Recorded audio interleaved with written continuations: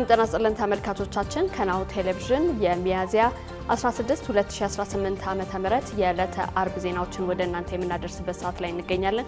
ከዜናዎቹ ጋር አብራችሁን ቆየው ረዲት ጌታቸው ነኝ። አብራችሁን ቆዩ። አርዕስተ ዜና።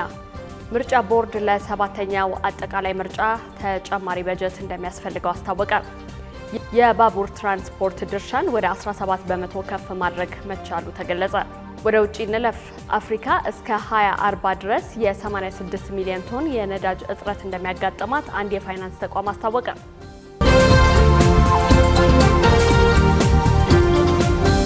ወደ ቀዳሚ ዜናችን እንለፍ። ምርጫ ቦርድ ለሰባተኛው አጠቃላይ ምርጫ ተጨማሪ በጀት እንደሚያስፈልገው አስታወቀ። የኢትዮጵያ ብሔራዊ ምርጫ ቦርድ ለሰባተኛው ጠቅላላ ሀገራዊ ምርጫ የተመዘገቡ መራጮች ቁጥር 50,514,155 መድረሱን አስታውቋል። ተጠባቂው ሀገራዊ ምርጫ ሊካሄድ ጥቂት ጊዜያት ብቻ የቀሩት ሲሆን ቦርዱ ለመገናኛ ብዙሃን በሰጠው መግለጫ እስካሁንም ከ50 ሚሊዮን በላይ መራጮች መመዝገባቸውን አረጋግጧል። የቦርዱ ሰብሳቢ ወይዘሮ ሜላት ወርቅ ኃይሉ በመግለጫቸው እንዳብራሩት ቦርዱ በእጩዎችም ሆነ በመራጮች ምዝገባ ላይ ያስቀመጠው የጊዜ ሰሌዳ በተለያዩ ምክንያቶች ሲራዘም ቢቆይም አሁን ላይ ምዝገባው በተሳካ ሁኔታ ተጠናቋል። በሂደቱ ወቅትም የትራንስፖርት መስተጓጎልና የዲጂታል ሲስተም ጋር የተያያዙ የቴክኒክ ችግሮች አጋጥመው እንደነበር ሰብሳቢዋ አስታውሰዋል። የምዝገባ ሂደቱን በሁለት አማራጮች የተከናወነ ሲሆን 45 ሚሊዮኑ በመደበኛው የምዝገባ ደብተር ወይም በማኑዋል፣ ቀሪው 5 ሚሊዮን የሚሆነው ደግሞ በዲጂታል ዘዴ ተፈጻሚ ሆኗል። ቦርዱ ምርጫው በተያዘለት ቀን መከናወኑ ለሀገራዊ አስፈላጊነቱ ከፍተኛ መሆኑን ገልጾ ለዚሁ ተግባር ማስፈጸሚያ የሚሆን ተጨማሪ በጀት እንደሚያስፈልገው አስታውቋል። ኢዜማ በፖለቲካ አካዳሚ ከ50 በላይ አባላቱን ማሰልጠኑን አስታወቀ። የኢትዮጵያ ዜጎች ለማህበራዊ ፍትህ ባለፈው ዓመት ግንቦት ወር ላይ በከፈተው የፖለቲካ አካዳሚ ከ50 በላይ አባላቱን ማሰልጠኑን አስታውቋል። የፓርቲው የህዝብ ግንኙነት ኃላፊ አቶ ኢዩኤል ሰለሞን አካዳሚው ፖለቲካዊና ኢኮኖሚያዊ ጉዳዮች ላይ ያተኮረ ስልጠና በመስጠት ዓላማውን ማሳካት የሚችሉ ግለሰቦችን ለማፍራት ታስቦ የተመሰረተ ነው ብለዋል። አካዳሚውን የመገንባት እቅድ ፓርቲው ከተመሰረተበት ጊዜ ጀምሮ ሲታሰብ የነበረ ሲሆን ባለፈው ዓመት ግንቦት ወር ላይ በይፋ ስራ መጀመሩ ተገልጿል። አካዳሚው ስራ ከጀመረ በኋላ በአዲስ አበባ በሚገኙ አባላቱ ላይ ያተኮሩ 2 ዙር ስልጠናዎችን ሰጥቷል።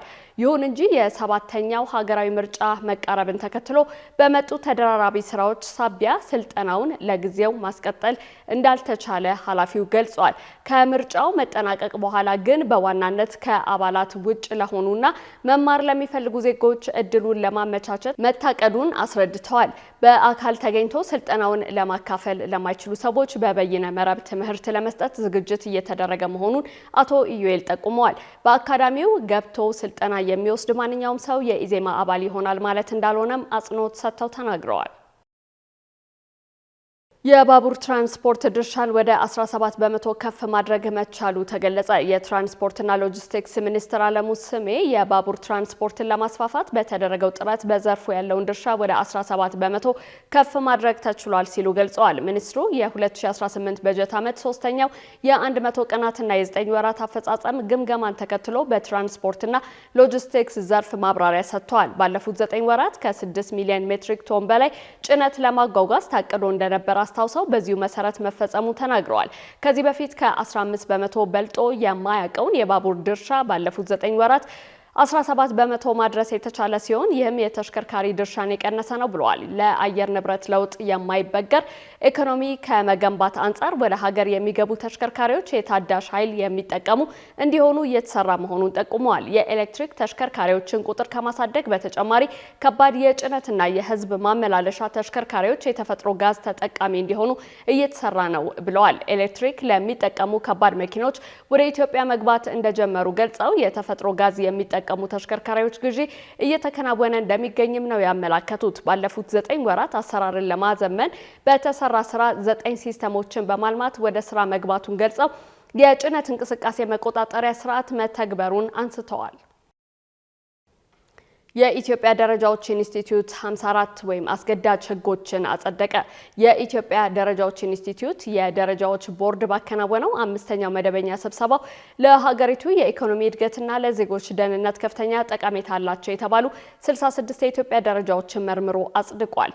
የደረጃዎች ዝግጅት መሪ ስራ አስፈጻሚ አቶ ይልማ መንግስቱ እነዚህ ደረጃዎች በሁለት ዋና ዋና ዘርፎች ማለትም በምግብና ግብርና እንዲሁም በኮንስትራክሽንና ሲቪል መሐንዲስነት ዘርፍ ላይ ያተኮሩ ናቸው ብለዋል። ከጸደቁት 66 ደረጃዎች መካከል 24ቱ አዳዲስ ሲሆኑ ቀሪዎቹ 42ቱ ደግሞ ከጊዜው የቴክኖሎጂ እድገትና ከሀገሪቱ ወቅታዊ ሁኔታ ጋር እንዲጣጣሙ ተደርገው የተሻሻሉ ናቸው።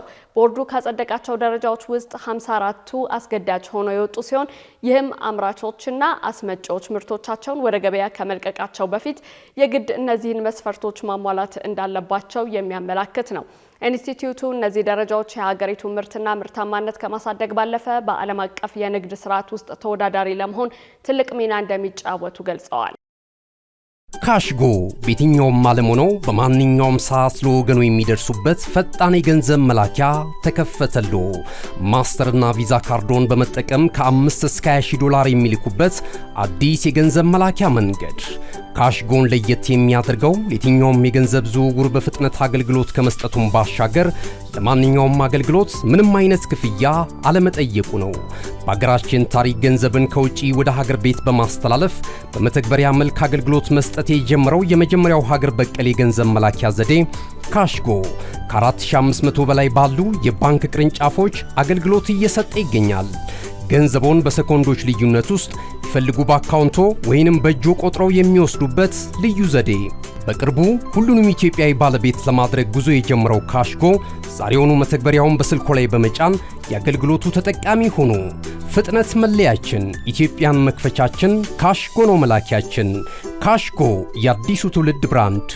ተመልካቾቻችን ያላችሁት ናሁ ቴሌቪዥን ላይ ነው። አሁን ደግሞ ወደ ውጭ ዜናዎች እናልፋለን። በሰሜናዊ ምስራቅ ናይጄሪያ በተፈጸመ ጥቃት 25 አሸባሪዎች መሞታቸውን የሀገሪቱ ወታደራዊ ተቋም ገለጸ። በሰሜን ምስራቅ ናይጄሪያ በሚገኝ አንድ አካባቢ ላይ በተፈጸመ ያልተሳካ ጥቃት አንድ ከፍተኛ አዛዥን ጨምሮ ቢያንስ 25 የአሸባሪ ቡድን አባላት መገደላቸውን የወታደራዊ ባለስልጣናት አስታውቋል። የናይጄሪያ ጦር እንደገለጸው ከቦኮ ሀራም የሽብር ቡድን ጋር ግንኙነት ያላቸው ISWAP በመባል የሚታወቁት አሸባሪዎች ሮብ ከእኩለ ሌሊት በኋላ በቦርኖ ግዛት ላይ የተቀናጀ ጥቃት የከፈቱ ቢሆንም በመንግስት ወታደሮች እርምጃ ተወስዶባቸዋል። ወታደራዊ ባለስልጣናት ለጋዜጠኞች በሰጡት መግለጫ እንዳስታወቁት ወታደሮቹ አማጽያኑን በማጥቃት ለሰዓታት የዘለቀ የመልሶ ማጥቃት እርምጃ ወስደዋል። የመንግስት ወታደሮችም በፈጸሙት የመልሶ ማጥቃት እርምጃ የሽብር ቡድኑ ከፍተኛ አዛዥና ሌሎች 24 ሰዎች ከተገደሉት መካከል እንደሚገኙበት ተረጋግጧል። በድርጊቱ አንድ አሸባሪ በህይወት መያዙን የገለጸው ወታደራዊው ቡድኑ 2 ወታደሮች በተተኮሰ ጥይት ቆስለው ሕክምና እየተደረገላቸው መሆኑን ማሳወቃቸውን አናዶሉ የዜና ወኪል ዘግቧል። አፍሪካ እስከ 2040 ድረስ የ86 ሚሊዮን ቶን የነዳጅ እጥረት እንደሚገጥማት አንድ የፋይናንስ ተቋም አስታወቀ።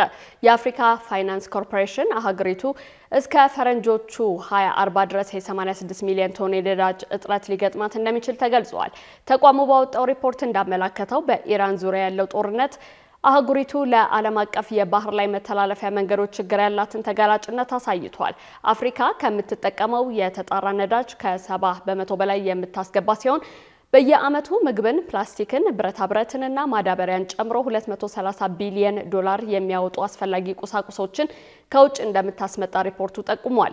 በነዳጅ ምርቶች ላይ ያለው የገቢ ንግድ ጥገኝነት በ2023 ከነበረበት 74 ሚሊዮን ቶን በ2040 ወደ 86 ሚሊዮን ቶን ከፍ ይላል ተብሎ ይታመናል። ይህ መጠን በናይጄሪያ የሚገኘውና በአፍሪካ ግዙፍ የሆነው የዳንጎቴ ግሩፕ ከሚያንቀሳቅሰው ግዙፍ የነዳጅ ማጣሪያዎች የሶስቱን ያህል አቅም እንደሆነ ገልጿል። የሪፖርቱን መውጣት አስመልክቶ በናይሮቢ ንግግር ያደረጉት ዋና የምጣኔ ሀብት ባለሙያ በመካከለኛው ምስራቅ ያለው ቀውስ የዚህን ጥገኝነት መዘዝ ችላ በማለት የማይቻል እንዲሆን አድርጎታል ብለዋል። በተለይም በዓለም አቀፍ ደረጃ አምስተኛውን የነዳጅ ትራንስፖርት ድርሻ የሚይዘው በሆርሙዝ የባህር ወሽመጥ መዘጋት በገቢ ምርቶች ላይ ጥገኛ የሆኑትን እንደ ምስራቅ አፍሪካ ያሉ ሀገራት ለከፍተኛ የነዳጅ እጥረት እንዲጋለጡ ማድረጉን ጠቅሰዋል። ይህ የባህር መስመር ለአህጉሪቱ የአቅርቦት መስመሮች ስጋት የሆነ ብቸኛው መተላለፊያ እንዳልሆነም ተገልጿል። በጉባኤው ላይ ንግግር ያደረጉት የኬንያው ፕሬዝዳንት ዊሊያም ሩቶ ጦርነቱ አፍሪካ በሌሎች ላይ ጥገኛ መሆኗን ማቆም እንዳለባት ያሳየ ነው ብለዋል። ይህ የአፍሪካ የፋይናንስ ተቋም የአህጉሪቱን የኢነርጂ እጥረት ለመፍታት አዳዲስ የንግድ ማዕከላት መገንባትና ነባር ተቋማት የተሻለ አፈጻጸም እንዲኖራቸው ማድረግ እንደሚያስፈልግ አሳስበዋል። በመጨረሻም የኢራን ዩራኒየም እና የሰላም ድርድሩ አዲስ ማነቆ ገጥሞታል ተባለ። የአሜሪካው ፕሬዝዳንት ዶናልድ ትራምፕ ኢራን የዩራኒየም ክምችቷን አሳልፋ ለመስጠት ተስማምታለች በማለት ቢናገሩም ኢራን ግን ፈጽሞ የማይታሰብ ነው በማለት ውሳኔዋን አስታውቃለች። ዩራኒየም ከመሬት የሚወጣ ማዕድን ቢሆንም ግን እንደወጣ በቀጥታ ጥቅም ላይ አይውልም። ጠቃሚው ክፍል እንዲበዛ የማድረግ ሂደት ማበልጸግ ይባላል። ዝቅተኛ ደረጃው ዩራኒየም በትንሹ ከበለጸገ ለቤት ውስጥ መብራትና ለፋብሪካዎች ኃይል ይሰጣል። ከፍተኛ ደረጃዎች ዩራኒየም በጣም ከበለጸገ ግን ወደ ኒውክሌር ቦምብ ይቀየራል። ኢራን ከፍተኛ መጠን ያለው ዩራኒየም አከማችታለች። አሜሪካ ደግሞ ይህ ክምችት ወደ ቦምብ ሊቀየር ይችላል የሚል ስጋት አላት። ለዚህም ነው ትራምፕ ኢራን ክምችቱን አሳልፋ ትስጥ የሚል ግፊት የሚያደርጉት። ኢራን ግን ለሀያል ማመንጫ ስለምፈልገው ክምችቱን አሳልፌ አልሰጥም እያለች ነው። ሁለቱ ሀገራት ለሰላም ድርድር እየተዘጋጁ ቢሆንም ይህ የዩራኒየም ክምችት ጉዳይ ግን ድርድሩን ከባድ ሊያደርገው እንደሚችል ተገምቷል። ኢራን አልሰጥም ማለቷ በአሜሪካ በኩል ተጨማሪ ማዕቀቦች ሊመጡ እንደሚችሉ ፍንጭ እየሰጠች ነው። እነሆ የምስራች! የ10 አየር መንገድ የበረራ ትኬት ለውድ ደንበኞቹ በተቀላጠፈና አስተማማኝ በሆነ መንገድ እያቀረበ ያለው። በዚህም በደንበኞቹ የተመሰገነው ጉዞጎ አሁን ደግሞ ተደራሽነቱን በማስፋት ተጨማሪ ባንኮችን በማካተት ለውድ ደንበኞቹ የበለጠ አስተማማኝ ለመሆን ችሏል። የጉዞጎን አፕሊኬሽን ከአፕ ስቶር ወይም ከፕላይ ስቶር በማውረድ የመነሻና የመድረሻ ከተማዎትን መርጠው ዋጋ አወዳድረው የሀገር ውስጥም ሆነ ዓለም አቀፍ በረራ ማድረግ ካሰቡ የበረራ ትኬቶን ክፍያ በአቅራቢያው በሚገኙ ባንኮች አንድም በአካል በመሄድ ወይም በኦንላይን የክፍያ አማራጮች ክፍያዎትን በመፈጸም የበረራ ትኬቶን በእጅ ያስገቡ። ከዚህም በተጨማሪ እንደ ሁል ጊዜው ወደ ጉዞጎ የጥሪ ማዕከላችን 7473 በመደወል ከሙሉ የበረራ መረጃ ጋር የ24 ሰዓት የትኬት አገልግሎት ማግኘት እንደሚችሉ ስናበስሮ በታላቅ ደስታ ነው። ለበረራዎ ጉዞጎ።